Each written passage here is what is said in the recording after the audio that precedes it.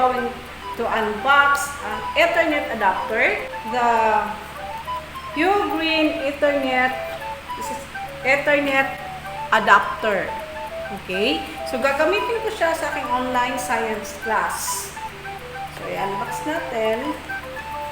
Okay. Actually, nabili ko siya sa Shopee. Kasali na yung shipment ng mga 500 plus.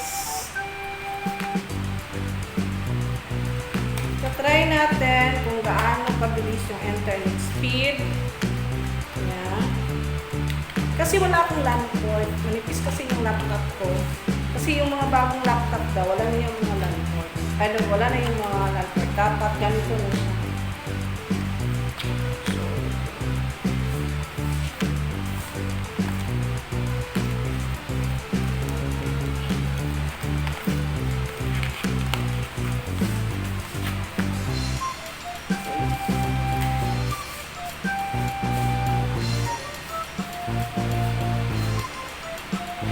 Okay, sa loob ng box na andito na yung adapter. Okay. The brand is Ugreen. Okay, Ugreen. And then meron siyang CD. Of course. Pero sa pagkakalam ko, pag Windows 10 no need lang CD kasi plug and play na siya. Easy to try ko na siya. Ito yung LAN port na binili ko at saka ito yung LAN. You will check.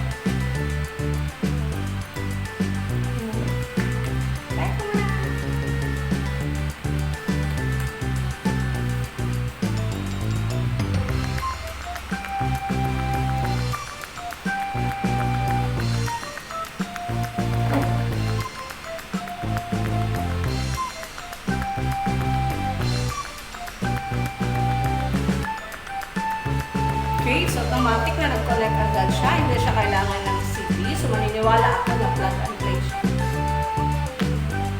Ayan. So, check natin yung internet speed. Test by offline. Okay, so connect. Ayan siya.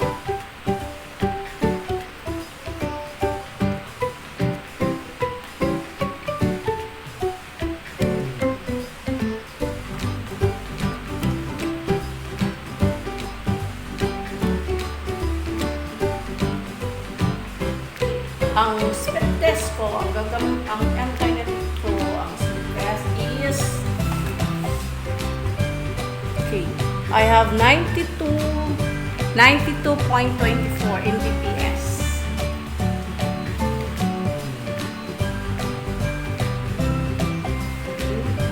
Meron akong 92.24 Mbps para sa aking online class.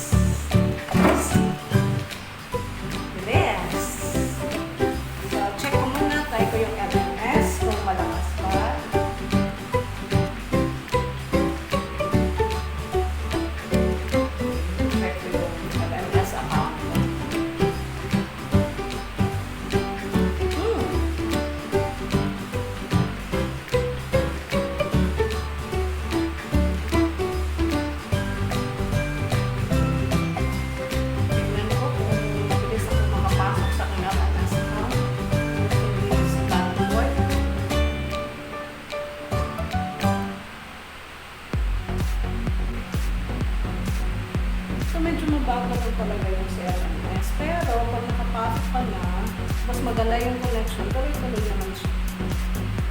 Ito kasi yung platform ng DepEd na pinapagamit talaga sa for our online class. Medyo may kabagalan talaga si LMS. Kaya kailangan mo mag-start up ng maaga.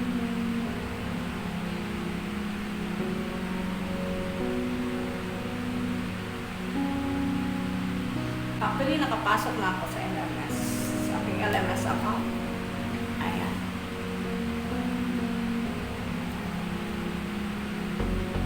So far, mabilis naman siya. So, meron akong 90 plus Mbps. That's good.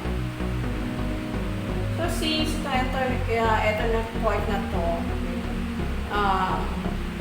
ano siya, hanggang 1,000 Mbps yung capacity. Ayan, gosh.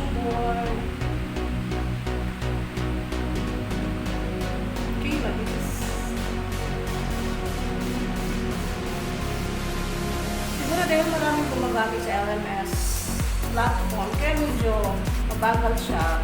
Pero pag nakapasok ka naman, okay naman, bumilis. Ginagamit ko, may wifi kasi ang building na to. Kaso lang, minsan siguro, dahil din sa weather condition, medyo nawawala siya. Pero malakas naman yung wifi dito. Pero mas better talaga yung LAN kasi very stable siya. Hindi siya nawawala. We are advised to use the LAN port. And then, meron naman akong router. Kaso nga lang, minsan nawawala din yung signal na nawawala na out ako sa klase.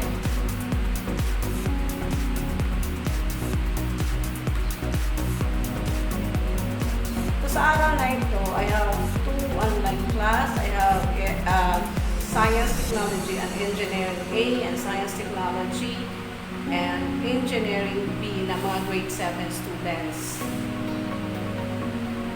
Mabuti talaga, nag-start ako ng maaga kasi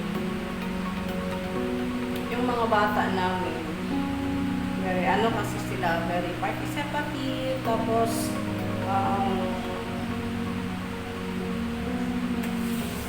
very dedicated sa kanilang studies. So, as a teacher, kailangan talaga, makita ka nila agad before that time. Siguro mga 30 minutes or 1 hour before that time, magsisend na kami ng link sa kanila. Dapat yung internet connectivity namin talaga is dapat malakas. Mabilis. Hindi malakas, mabilis. So, yan siya, mabilis. Then,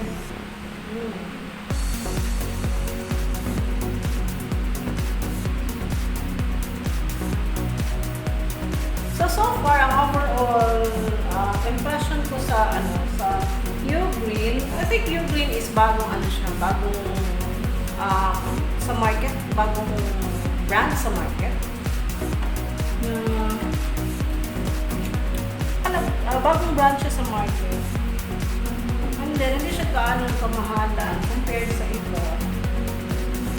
Hindi mabilis. Sabi nila, original daw talaga po.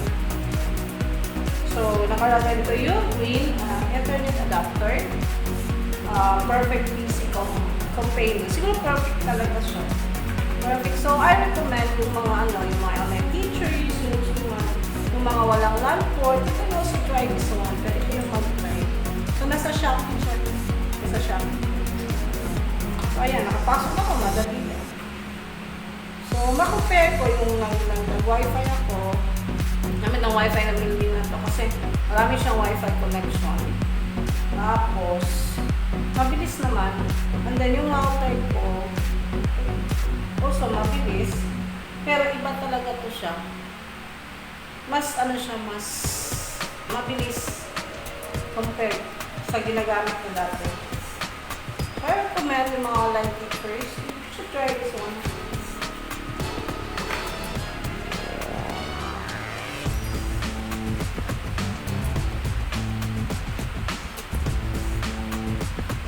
Mamaya i-try natin yung na talaga, yung nag-online class na talaga. Mawawala ba yung connection during the sa klase. Okay, I'm back. Mag-umpisa na po sa aking online class para sa science. So, as usual, ginagamit ko na naman ang Ethernet port, yung Ethernet port na nabili ko. So far, okay naman siya. Lakas pa rin yung signal. Okay, so mag-start na ako. Tingnan natin kung may changes ba sa kapag bato ng UPS. Kung maglalag ba. Okay, my students will start to sign in. I will send them the link para makapasok sa mga virtual classroom. Okay, ayan na.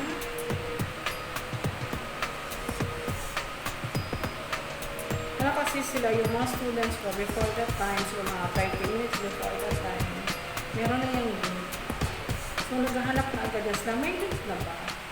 Yan dito. Yan, may link na. So, dapat maaga ka talaga mag-start. Para yung bata, motivated talaga sila na mag-attend sa klase. They're starting to love you.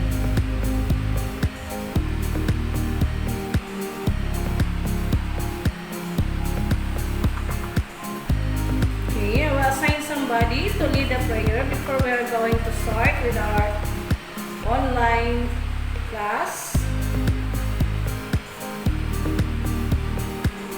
So, yung iba hindi pa nakalagin.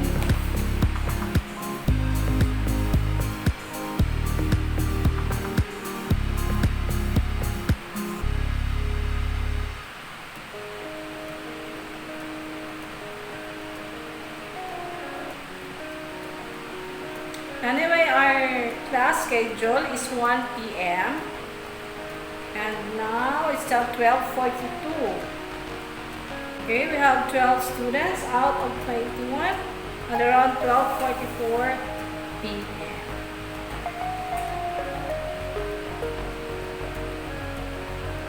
Okay, Joshua Camona, is it alright that you're the one who will lead our prayer? Before tayo mag-start ng klase, is it okay? Give me thumbs up if it's okay for you. Joshua?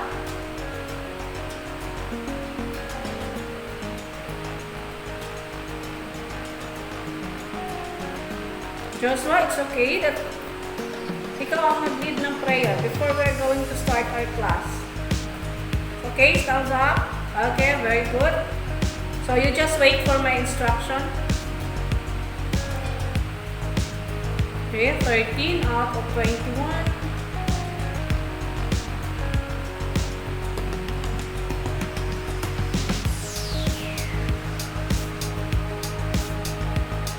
So you can close your camera. Pwede pa mag-close ng camera. Okay. So anyway, 1 o'clock na tayo mag-start. We still have 15 minutes. Okay. Standby lang kayo. You can off your camera. Same with me. Meron pa tayong 15 minutes before we will start our class. Still 14 minutes na. 12:46. Thank you for logging in early. Ayan na, nag-login na students ko. So, ayan. Ang aga nilang mag-login. So, dapat, pag online teacher ka, gaya ng mga ganitong mga bata, dapat, start up ka ng maaga. Kasi, pag matagal, sanay kasi sila 30 minutes before the time, or 1 hour before the time, meron na yung mga link na sinisend namin para sa aming virtual class. So, if wala, nagtatanong nila, nagkakagulo din sila sa GC namin. So, aga ka gumising, nagprepare kami ng aga. Para yung bata naman, basta mag-attend ng klase sa kanilang online class. And baka mga print sila, tapos magtatanong mo ng mga bata. Nakakatuwa sa totoo lang. Malambing, nakakatuwa, very interesting. Ayan. Okay, nakikita niyo yung screen ko. Okay, very good. Kita ang screen. Done with my online class. Still, the Ethernet port is working. Okay. Ayan siya. I'm still using it. And it's working properly. So I recommend this one, the Ugreen. Okay, I recommend ko siya. Okay. It's a beautiful product. So for the sa mga Windows user, there's no need to CD. Plug and play na lang siya. Okay. That's all for this video. Okay. Now please don't forget to like, subscribe, and share my channel. Bye!